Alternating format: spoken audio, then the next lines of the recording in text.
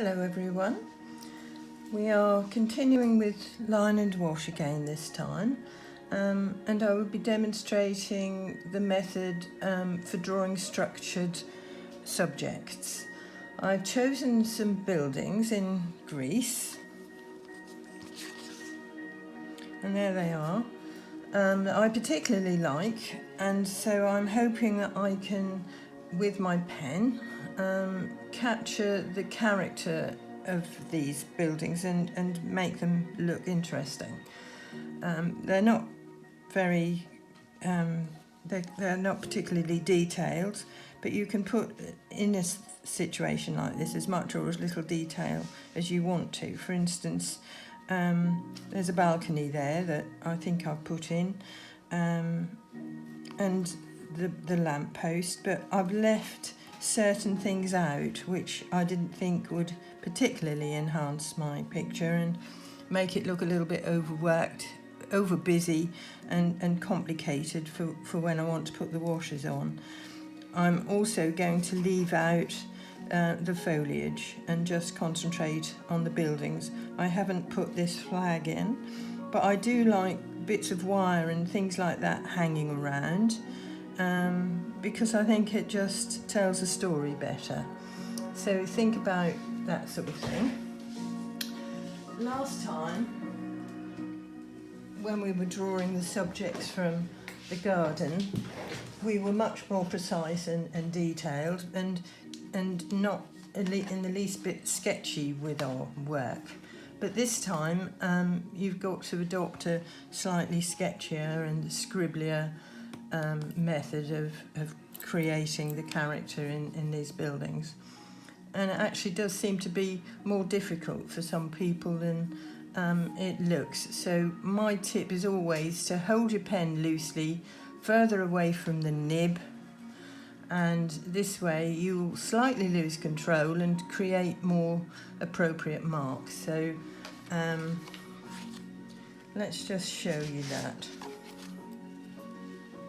So I'm using my size 4 brush again, that's 0.4. For instance, last time we were just using one solid line to create our marks, and here we have a box which I've just drawn in using that same sort of technique. But if I hold my pen a lot looser and maybe keep it down on the paper, that forces me to go back on myself to get the sort of marks that I want, which is actually going to look a lot better and more characterful if in fact I try for that. Okay, so when it then comes to washing over, it is a matter of leaving lots of white paper still if you can. So for instance, that on the top of that box and maybe on rooftops, there's going to be a lot more light, so you can leave lots of lovely white paper there. And I will work beyond my lines and stay within my lines so that I'm leaving white paper and I'm loosening up by going beyond the lines, and hopefully that then will become more of a habit for you and you'll manage it much more easily. But try first in your sketchbooks and just to see how that works out. These are the colours I'm going to use, or at least some of them. I don't know exactly what's going to happen today or how long it's going to take.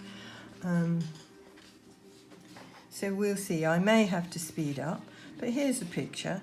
And it's always good to have something like a lamppost in the front, because it helps to send everything else back a bit and create some perspective. Right, so I'm going to start with the sky, and I've got a selection of all sorts of brushes out here, I don't know if I'm going to use them all, but I thought I'd get them out just in case I do. But I'll talk you through what I'm using as I go. And I want it to be a vignette, so I'm not actually going to go right to the edges if I can help it. And I'm not going to mind about one colour blending into another, and I'm going to use lovely washy, remembering that it's a wash that I'm putting on, so not colouring in like a colouring book. I'm going to try to keep it really, really light, really, really loose. So I'm using a mix, a lovely watery mix of ultramarine blue for my sky. Having first wetted the area that I'm working on.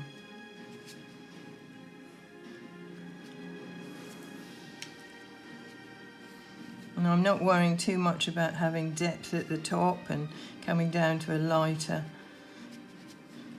area above the rooftops, because I'm not going right to the top of my page. I'm just washing in this colour, creating a little bit of sky colour here.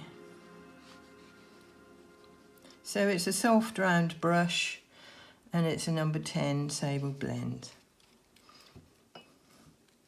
While that's still wet, I can move it around a little bit, but I like the little light areas and white areas that I've left, so I'm going to just leave it at that.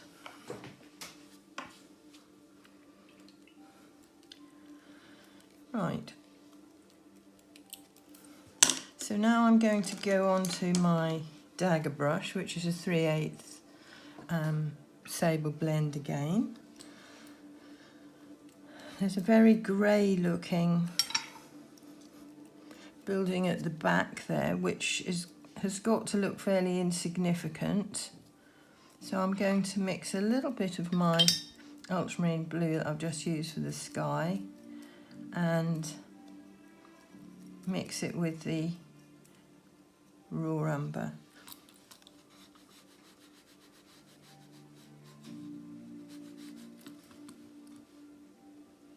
The dagger brush is quite a good brush to use when washing over colour with line and wash, because it can be used on the flat. You can lift off with it, or you can use its point as well. I'm not putting a lot of work into that one, and I don't mind it just going off into the sky a little bit there. Right, I'm going to wash over some rooftops, which mostly look as if they're the sort of raw sienna colour, but I will, because I've got so many of them, I will try to actually just vary them a little bit as well.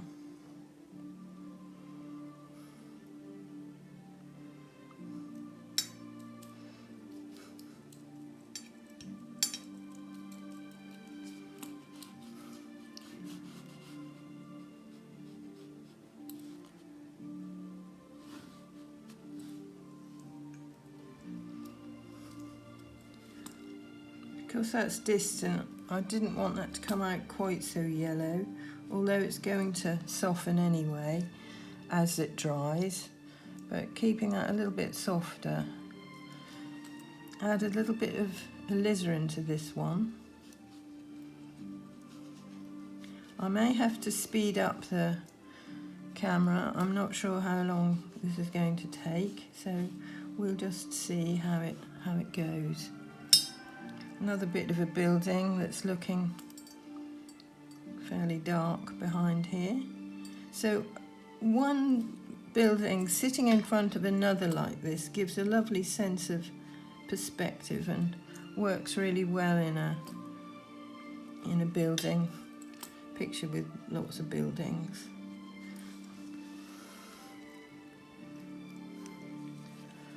Right. So I'm going to work on all the rooftops first, I think. So I'll keep this one. I'm not going too far away from my picture, but I am a little bit. I want this one to look lighter because it's going out of the page. And as it comes a little bit further in, maybe it can have a little bit more life. But this is a more focal area, so I'm going to go a little bit stronger on this one. You can work wet on wet if you find it easier.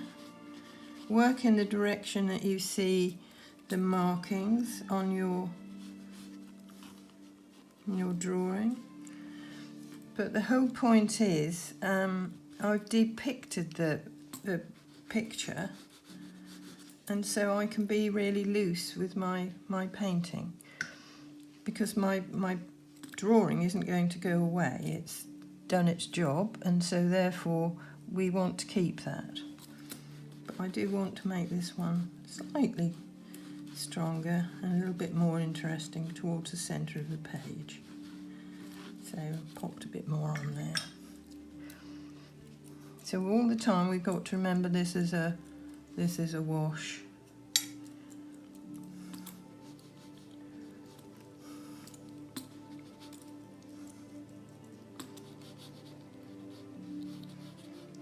And the light that you leave is going to make it look brighter,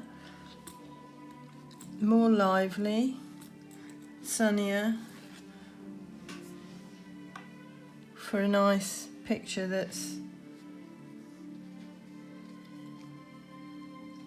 painted or drawn abroad. Right, okay. I think I'll wash the walls in next, trying to keep them looking slightly separate. This one is a sort of an orangey colour.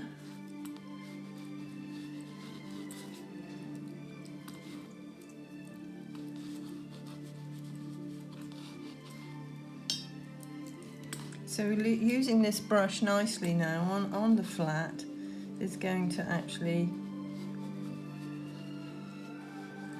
help me to keep it nice and loose and to vary my tones. I'll come back to the shutters a bit later, and any more depth that I want to put in the rooftops as well. This one on the picture is very similar to that one, but I'm actually going to keep it really, really, really light and see how that goes.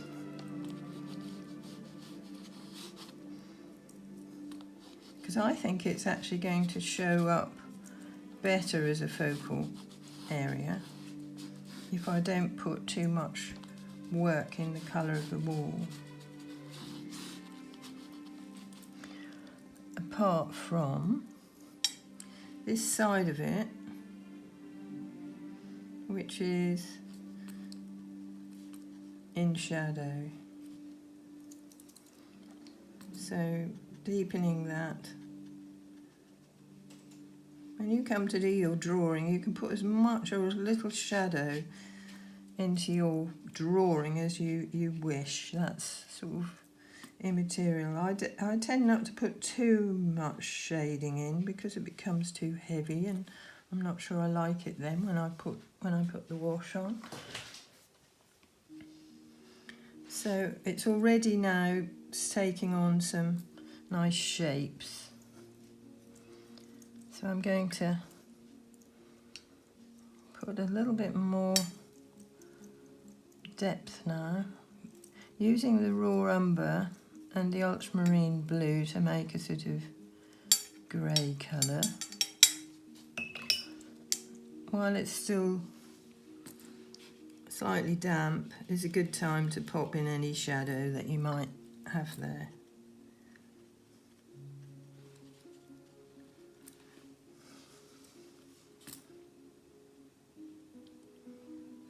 Let it just float down.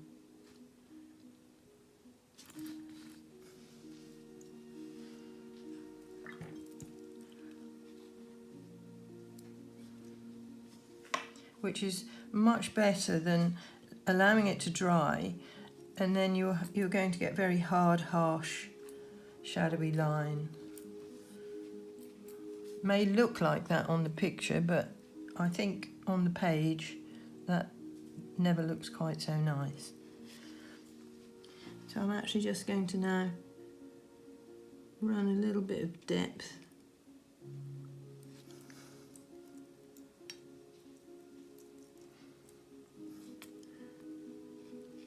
on my rooftops, a little bit of definition.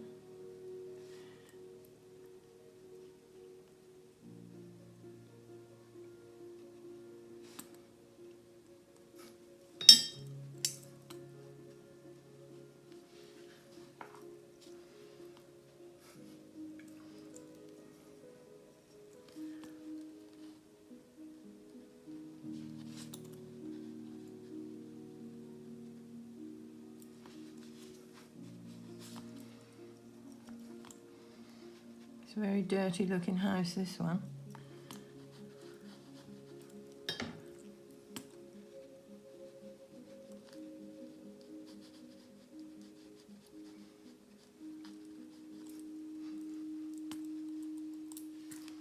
At the side.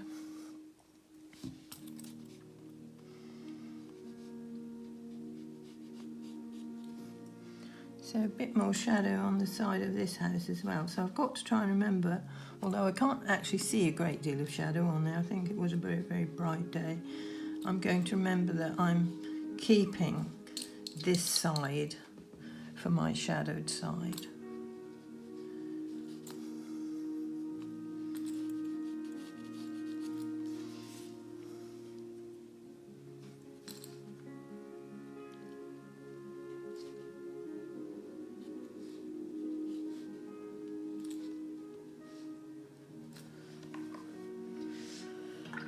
Okay, this is a more brightly coloured house, which will look quite good because it will sandwich my lighter one and make the eye go to it with a bit of luck. So I'm mixing the raw sienna with a little bit of alizarin, more alizarin than the raw sienna, the burnt sienna. Hope I didn't say raw sienna there. It's burnt sienna. A little bit more alizarin to make it look pink, more pink than you would if you were mixing it up for terracotta.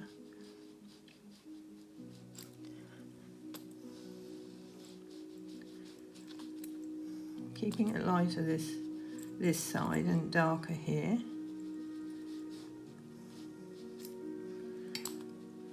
I've scribbled in some foliage there, so that can soon go in.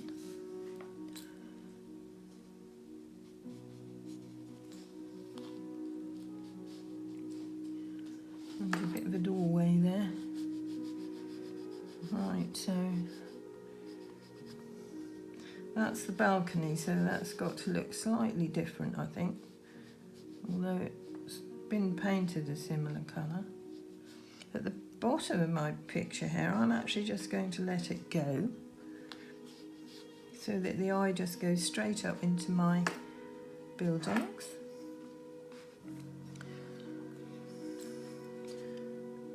Put a bit of shadow under here.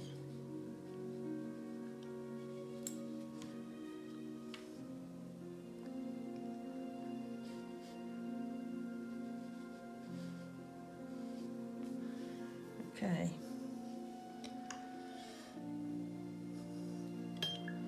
Keeping the one this side in really, really, really pale.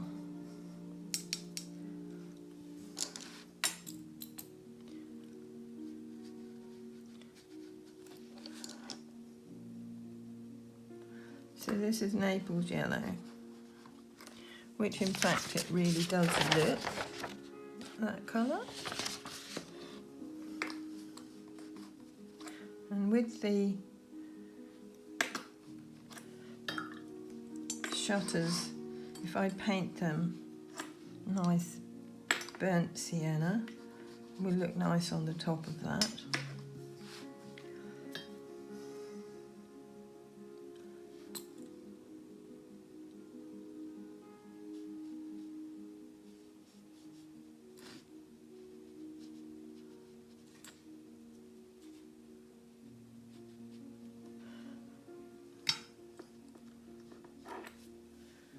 Okay, so it's looking quite dark in here,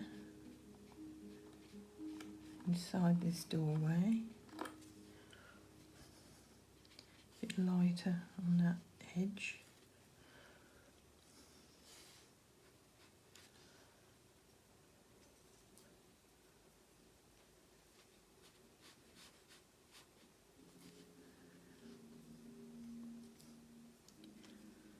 Quite dark here, which is good because that again is something that's going to keep the eye, or start the eye off in the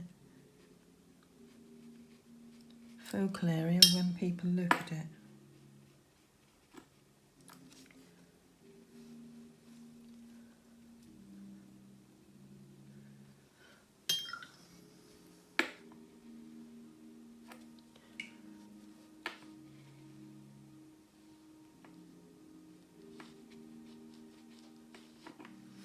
Okay, so letting that blend and run around there is going to make it look more interesting, I hope, when it dries. We won't know what we've got really until we allow it to dry.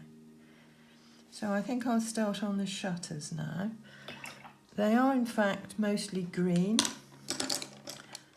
on the page, but I want to use blue because I just think it's going to look nicer against these particular colours. So I'm mixing some Winsor Blue red shade with some ultramarine, which would make a nice blue, and I will actually try and vary it from house to house. But again, I don't want to overwork these shutters. I haven't drawn them particularly precisely at all, and I want to just leave lots of white.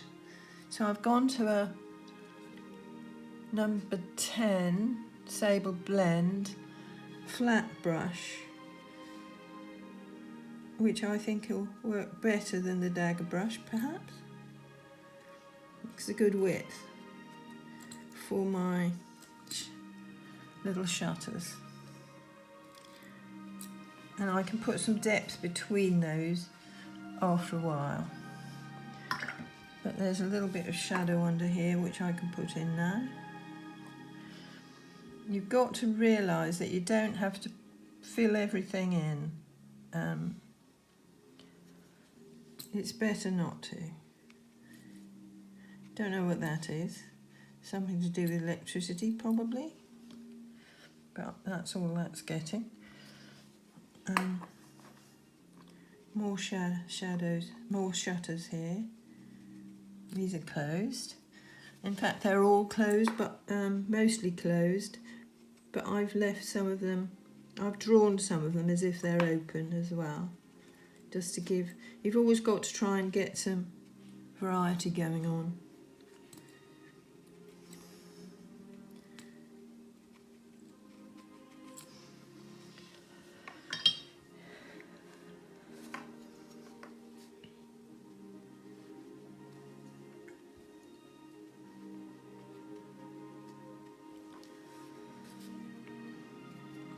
Right, see if I can change this blue up a little bit for my focal area here.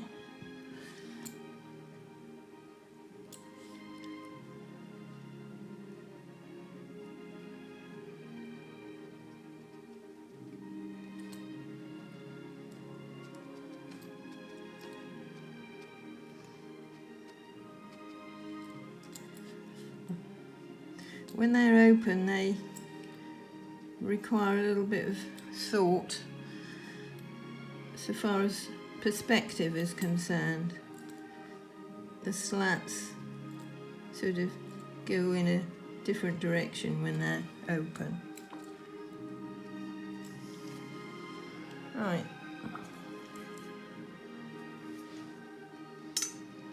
Now there's another one behind here which is going to help to create some perspective. But they're just bars at that window, so I don't know why.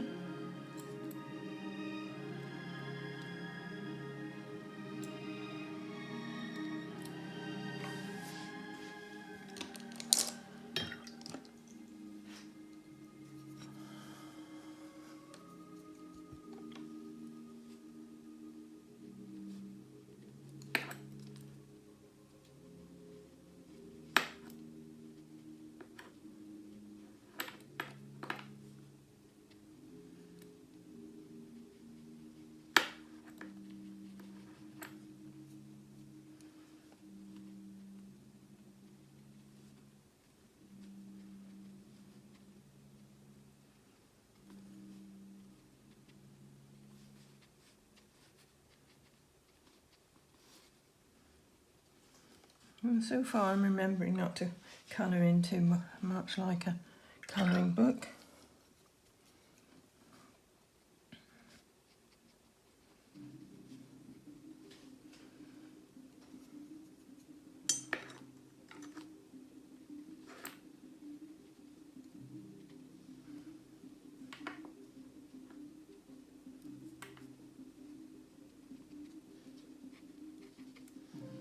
I'm just leaving some of those areas white around the shutters. I'm putting a bit more depth in there, I think, because you can see inside the window there. So I'm twisting I'm still using the same brush, but I'm just twisting it around to get it to do what I want it to do.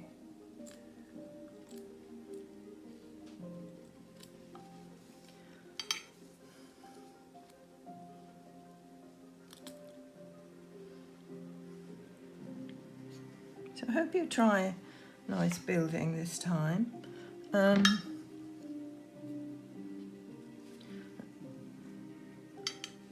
Take your time over it and maybe walk away, come back, have another look at it and see. Don't rush it, but have a look at every so often, stand up and take a look at it from a distance and see whether you're doing something or if there's more that you can do to it that might improve or even less. I don't have time to do that when I'm demonstrating, but it is a good thing to do. Walk away, have a coffee.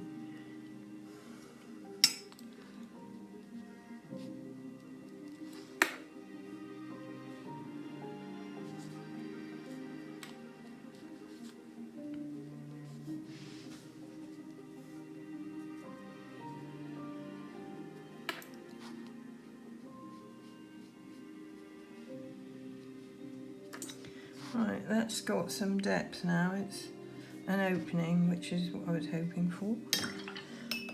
Right, I'm just going to speed up while I do the rest of those shutters.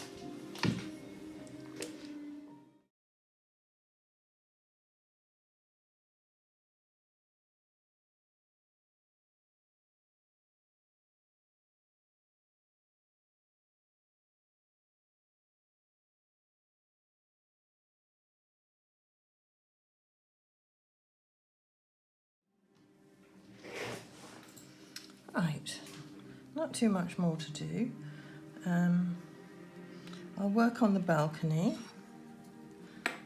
I'm going to make although they're exactly the same colour, I'm going to make them slightly lighter on here so that they show up a bit more, and do something different on the floor of the balcony here.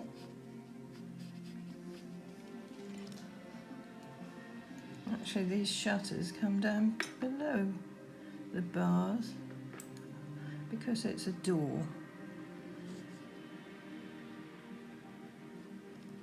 So if I go dark underneath those bars that are across, then it's going to hopefully bring those bars a little bit forward.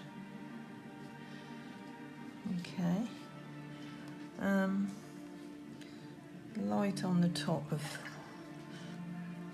these things, but it's got a darker side here, so go for that.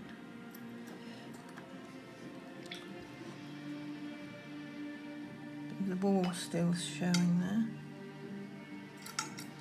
Okay. A bit of shadow, I think, to take that building back and bring this one forward. Really, I guess the same thing here. So just a bit of shadow down there is going to help to differentiate one building from the next and take that one back a bit.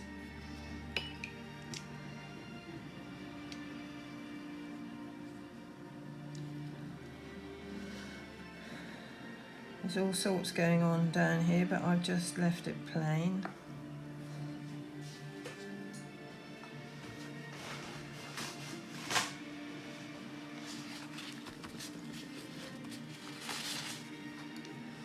Okay, so now I just need to work on the wall here, which is a light colour.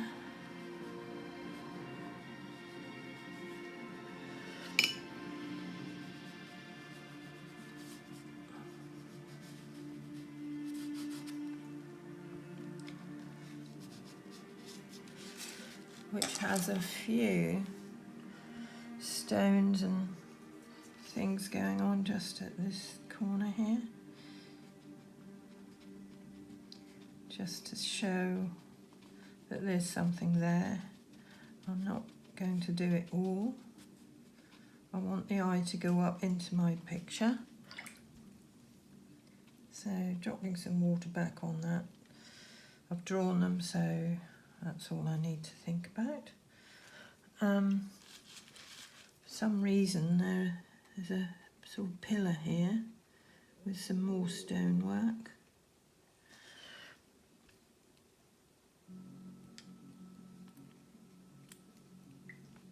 And that's completely white, but nothing is going to be without some colour, so I'll just put a bit of texture going on.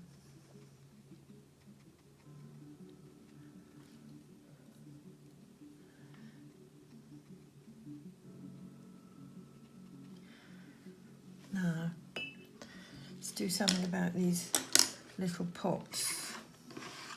Maybe I can put some flowers in the pot as well. So, terracotta, this time more sort of equal parts of burnt sienna and alizarin. A little touch of raw sienna will make it slightly yellower. And I'm not going to get fussy with those, I'm just going to, I'll put some shading on them, the dark side. And I'm not going to change the colours up that much, I'm just going to paint them all terracotta. And give them a little bit of shadow underneath. And on top of the wall there. So there's shadow being cast down by the flowers that are actually in the pots. So let's pop some flowers in. Let's have some geraniums.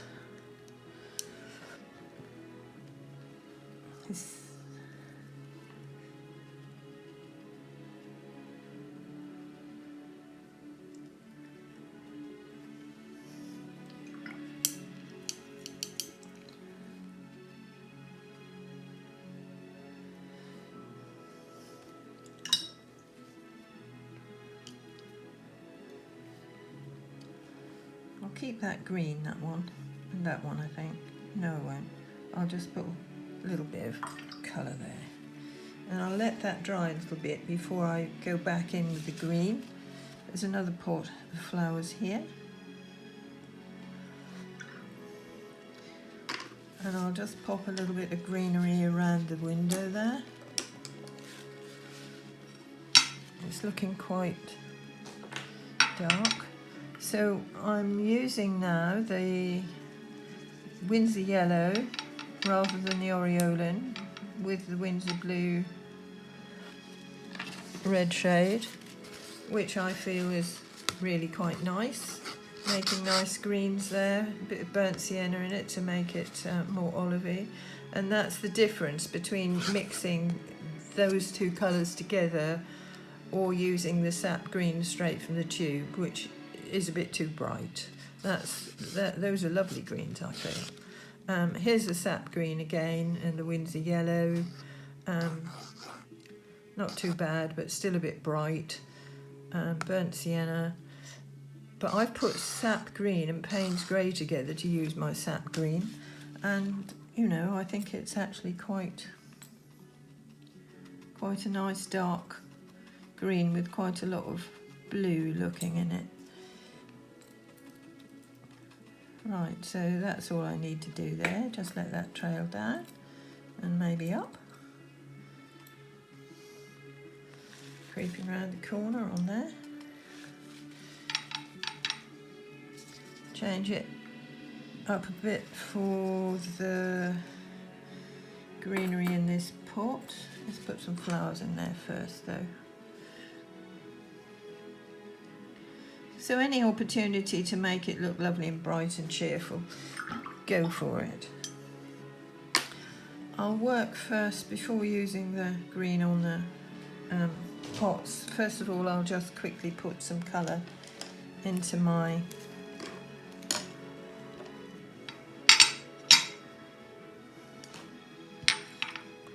lamppost, which is in fact green. So I think I'm going to go for green. Maybe I'll use the sap green and the Payne's grey and see what that looks like. That makes quite a nice green for a lamppost, I feel. So again, don't colour in like a colouring book. More work on the shadowed side perhaps.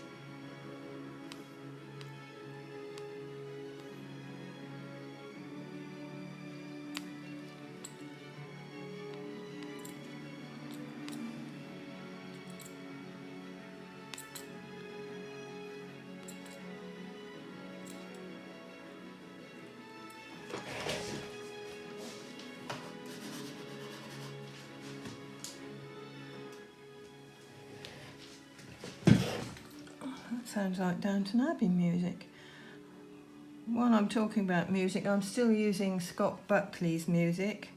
Nice man who doesn't charge anything for using it, as long as you mention his name, so well done, Scott. Most of it I really like and it works well.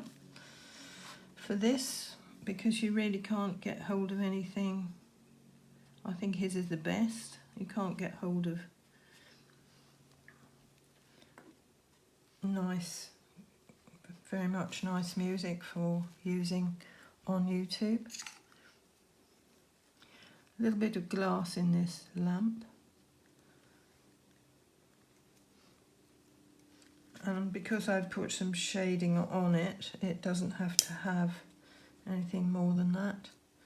Right, so at this point, you go back in and you put little touches here and there where you feel you might need a bit more work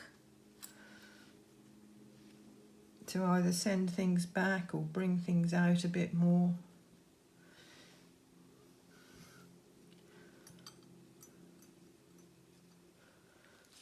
And I've completely forgotten about this bit of wall at the edge here, look, which I really like, and I'm going to keep it white.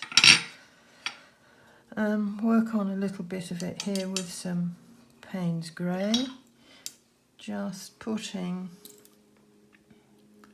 some depth between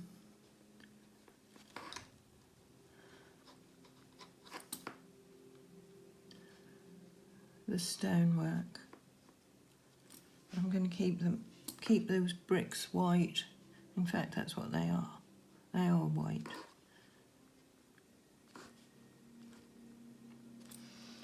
So going back and dropping a little bit of water around is actually going to put some texture in as well and take a little bit of the whiteness away.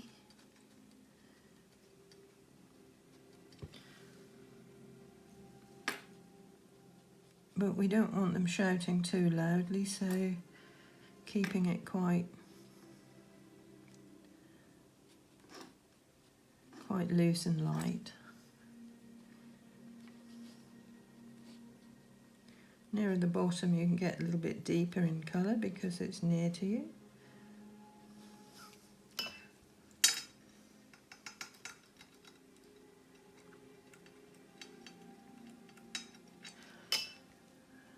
And all of that's going to look nicer when it's dry. You could put colour in it if you felt like it.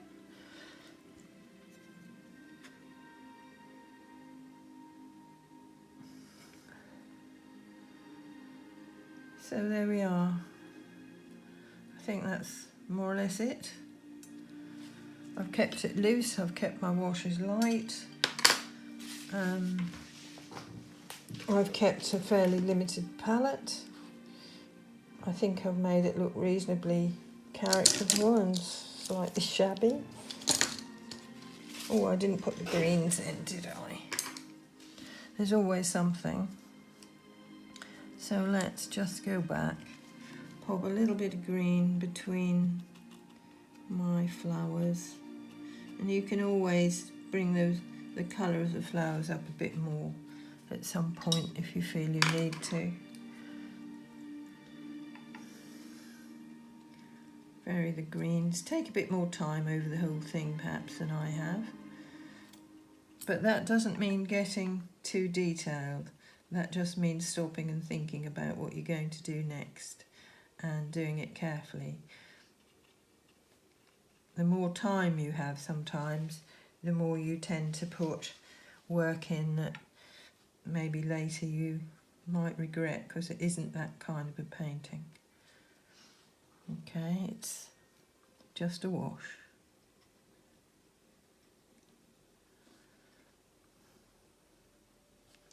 There we are. Okay, so that's that. And it isn't dry yet, so it's going to look a bit different, I guess, when it's dry. But it will get attached. If you wanted to, because you're going to have 2 weeks before I'm back again, you may wish to paint more than one picture, and I really hope you will. I hope you'll send what you paint. You may wish to have a go at putting some colour onto a water-soluble pen drawing, which I've done there. But somehow I've still managed to leave some white paper, which is the important thing. So don't fill it all in. You've got to be really careful about where you blend your colours into your paint, your pen work, because it's important to keep those lines as much as possible. And again, popping in a lamppost or something in the front is going to give a nice idea of perspective. Okay, so try building or buildings this week. And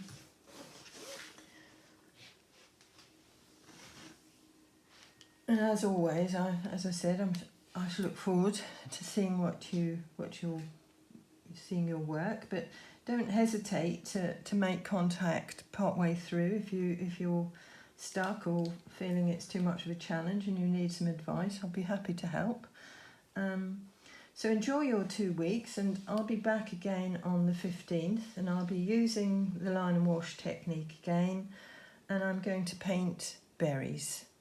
Okay, paint and draw berries, of which I think there'll be more around by then. Okay, so enjoy your painting, and I'll be back again in 2 weeks. Take care. Bye-bye.